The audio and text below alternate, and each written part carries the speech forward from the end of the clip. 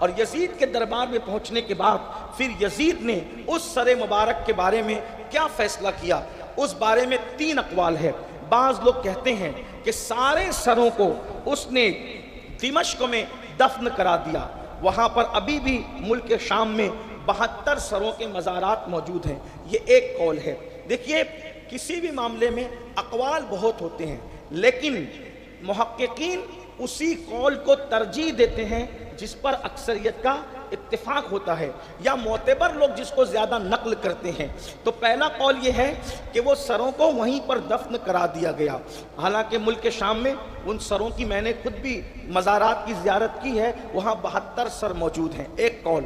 دوسرا قول یہ ہے کہ جب اہل بیت کا لٹا ہوا قافلہ مدینہ منورہ یزید نے بھیجا تو ان سروں کو سیدہ زینب پاک اور امام زین العابدین کربلا لے کر کے گئے واپس سے، اور کربلا میں جس کا مزار جہاں تھا اس کا سر وہیں پر ساتھ میں دفن کر دیا گیا۔ کثیر علماء اہل سنت نے اس پر بیان کیا کہ جہاں امام کا وجود ہے، جہاں جسم ہے، وہیں پر سر انور بھی موجود ہے۔ تیسرا قول یہ ہے کہ امام علی مقام کا سر انور سارے سروں کو ملک شام میں دفن کر دیا گیا، اور امام کا سر ثبوت کے طور پر مدینہ منورہ کٹا ہوا سر اہل البیت رسول اللہ کے دربار میں لے گئے، اور جہاں آج سیدہ فاطمۃ الزہرا کا مزار ہے وہیں پر ان کے پہلو میں امام حسن اور سیدہ فاطمۃ الزہرا کے پہلو میں امام حسین کا سر دفن کر دیا گیا، یہ بھی قول ہے۔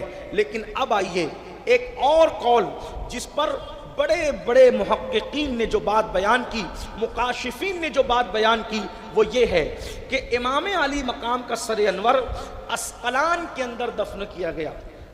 اسقلان ایک علاقہ ہے، وہاں پر دفن کیا گیا، یعنی 61 ہجری سے امام علی مقام کا سر انور اسقلان میں دفن تھا۔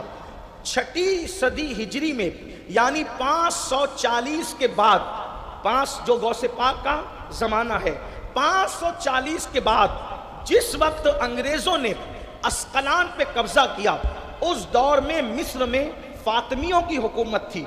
فاطمیوں کی حکومت تھی، یہ لوگ اہل البیت کے محبت کے دعوے دار تھے، اور محبت اہل بیت میں اپنے آپ کو فاطمی کہتے تھے۔ وہ آل فاطمہ سے نہیں تھے، لیکن اہل البیت کی محبت میں وہ اپنے آپ کو فاطمی کہتے تھے۔ تو جب اسقلان میں انگریزوں کا تسلط ہو گیا تو اس وقت تو مصر کے فاطمیوں کو خوف ہوا کہ یہ ظالم امام علی مقام کے سر انور کو ایذا نہ پہنچائیں، یا ان کے ذریعے سے کوئی امام کے سر انور کو ایذا نہ پہنچائے۔ تو اس وقت تو مصر کا جو بادشاہ تھا، اس نے، جس کا نام طالع صالح بتایا جاتا ہے، اس نے جو ہے بڑی رقم دے کر، ان انگریزوں کو بڑی رقم دے کر یہ اجازت لی کہ یہاں ایک قبہ ہے اور اس میں ہمارے نبی کے نواسے کا سر ہے، وہ سر آپ ہمیں نکالنے کی اجازت دیں اور وہ سر ہمیں دے دیں، اس کے بدلے میں جتنی رقم آپ کو چاہیے وہ رقم آپ لے لیں۔ انہوں نے وہ رقم لے لی، امام علی مقام کے سر انور کا جو مزار تھا اس کو کھودنے کی اجازت دی، جیسے وہ سر کھودا گیا۔ یہ بات جو میں پڑھ رہا ہوں آپ کے سامنے اہل سنت کی بڑی مستند اور معتبر کتب میں ہے، لیکن ایک ہی کتاب کا حوالہ دے رہا ہوں، یہ روایت نور الابصار، نور الابصار نام کی کتاب، جس کو لکھا ہے علامہ شیخ مومن شبلنجی رحمت اللہ علیہ نے، اور یہ کتاب کیوں لکھی گئی اس کو بھی سن لیں۔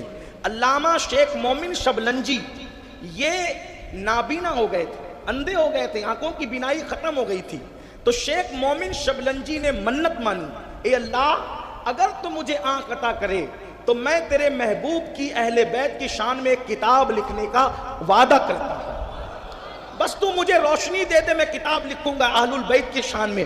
بس یہ دعا کرنا تھی، اللہ نے ان کی آنکھوں کو روشن کر دیا۔ پھر انہوں نے کتاب لکھی اہل البیت کی شان میں، اس میں انہوں نے رسول اللہ کی مختصر سیرت لکھی، صدیق اکبر کا مختصر تذکرہ کیا، فاروق اعظم کا مختصر تذکرہ کیا، عثمان غنی کا مختصر تذکرہ کیا، مولا علی کا مختصر تذکرہ کیا، امام حسن کا مختصر تذکرہ کیا، اور امام حسین کا انہوں نے تفصیل سے تذکرہ فرمایا۔ پھر امام زین العابدین، امام محمد باقر، امام جعفر صادق، امام موسیٰ کاظم، یہ سارے ائمہ اہل بیت کا انہوں نے ذکر ذکر فرمایا، اللہ اکبر، یہ تذکرہ اس کے بعد انہوں نے کیا۔ بڑی خوبصورت کتاب ہے، اہل سنت میں بہت مستند اور معتبر مانی جاتی ہے، اس کتاب سے میں پڑھ رہا ہوں۔ حضور تاج الشریعہ رحمۃ اللہ علیہ نے بھی اپنے فتاوی جات میں جو نور الابصار کا حوالہ پیش فرمایا ہے۔ یعنی اتنی یہ مستند کتاب، یعنی کہ ہمارے دور کے علماء محتاطین بھی اس کو اپنے باتوں کے لیے اور اپنے جو موقف کے لیے بطور سند حوالہ اس کتاب کا پیش کرتے ہیں۔ اسی کتاب سے میں آپ کے سامنے یہ پیش کر رہا ہوں کہ آپ کو یعنی سمجھ میں آنا چاہیے کہ امام علی مقام کی ہستی کا نام ہے۔ یاد رکھنا، امام حسین کے بارے میں یہ چلا چلی کی باتیں ہم نہیں کرتے، حقائق ہے حقائق، اور حسین کی ہستی کو کہتے ہیں۔ آپ کو آگے اندازہ ہونا چاہیے، اور بچوں کو یہ بتائیے کہ یہ خاندان نبوت کی شان کے مالک ہیں، ان کے مرتبے کیا ہے، مقام کیا ہے۔ احترام صحابہ اور عظمت اصحاب اور تعظیم اصحاب کے ساتھ اہل البیت کی محبت اپنے بچوں کو پلائیے۔ آج ہر باپ فکر مند ہے، میرا بیٹا ایمان پہ رہے گا کہ گمراہ ہو جائے گا، میرا بیٹا ایمان پہ رہے گا کہ گمراہ ہو جائے گا۔ میں نے کہا گمراہی سے بچنے کے لیے تو 1400 سال پہلے اعلان ہو گیا، لوگوں میں تم میں دو بھاری چیزیں چھوڑ کے جا رہا ہوں، جب تک اس کو پکڑے رہو گے تم گمراہ نہیں ہو سکتے۔ زبان رسالت کہہ رہی ہے دو چیزوں کا دامن پکڑ لو، کبھی گمراہ نہیں ہو سکتے۔ فرمایا ایک اللہ کی کتاب قرآن ہے، اور دوسرے میرے اہل البیت ہے، ان کا دامن پکڑو، گمراہی سے محفوظ ہو جاؤ۔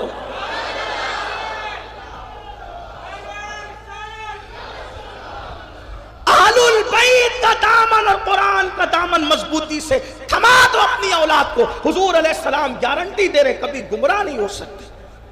امام علی مقام کے سر انور کے بارے میں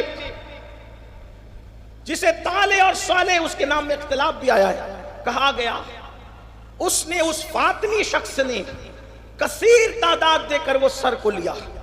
امام شبلنجی لکھتے ہیں نور الابصار میں کہ 550 سال کے بعد، امام علی مقام کی شہادت کے کم و بیش 550 سال کے بعد جب اس سر کو نکالا گیا تو اب بھی اس سے تازہ خون ٹپک رہا تھا، ابھی بھی اس میں خون ٹپک رہا تھا۔ مرنے کے بعد خون ہی سوکھ جاتا ہے، مرنے کے بعد خون ہی سوکھ جاتا ہے، خون جم جاتا ہے، لیکن شہید مرتے نہیں ہے، نظمی قرآن اعلان کر رہا ہے۔ امام پاک کے سر انور سے خون ٹپک رہا تھا۔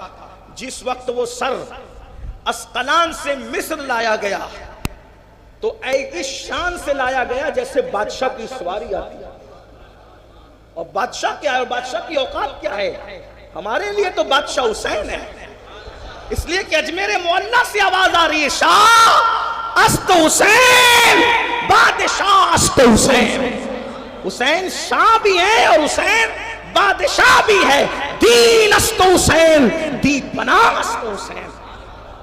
حسین دین بھی ہے اور دین کو پناہ دینے والے بھی ہے۔ سرداد نداد دست در دست یزید، حقا کی بنائے لا الہ است حسین۔ بادشاہوں کی طرح بارات کی شکل میں وہ سر انور لایا گیا تو صالح نے کیا انتظام کیا؟ آبنوسی کرسی بنوائی، اور آبنوسی کرسی بنوا کر مشک بچھایا، اور سبز ریشم کے اندر جو ہے وہ اس سر انور کو مصر کے اندر اس نے دفن کیا۔ اس لیے امام علی مقام کا سر انور قاہرہ مصر میں ہے، یہ بھی ایک روایت موجود ہے۔